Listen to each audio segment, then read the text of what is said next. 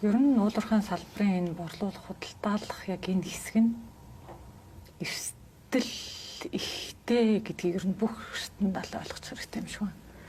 Одоо яг зөв минь эдийн засаг гэдэг энэ жил ухааны ингээд харахаар mineral economist буюу яг энэ ашигт малтмлын үнийг ингээд тогтмол хараал ажиглал прогнозлоод ингэж явдаг хэсэг бүлэг нөхдүүд бол байдаг.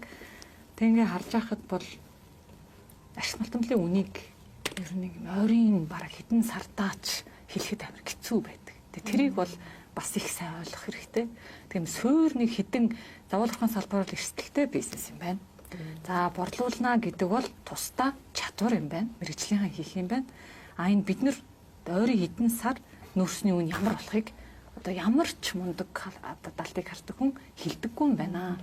Тэгэхээр судалгаа одоо тэр бүх зүйлүүд бүхэл сорсыг бол ашиглах хэрэгтэй гэдгийг ойлгочих юм бол одоо олон байдлаар нийлээд шинэлэг зүйлийг шийдлийг бий болгож болох байх. Бага багт нь нөөцний үнд нөөцнөр авч үзэл бага багт нь яах их багт нь яах одоо сая төлөв захирлын хэлдгээр тэр нөгөө тий одоо боломжийг нь ашиглах юмрхүү журмууд дээр тусгасан гэх. Тэгэхээр энэ нөөцний үн өнөөдөр ингэж буунаа гэдгийг бодлоо геополитикийн нөхцөлтэй бол хөвчлэн холбоотой.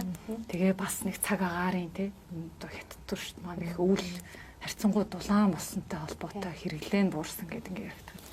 Тэгэхээр энэ бүгдийг нь хараад ингээд үзэж идэг тэр нөхдүүд нь төрдөөч тэр хувийн хөвшилтэй илүү одоо тавмгай боломжийг нь олгосон байдлаар хөгжихүн зүйтэй гэж бол бодож байна. Тэгээ энэ талаар хууль эрх зүйн орчинд юу оруулах ёстой бүгдээр ярилцах хэрэгтэй.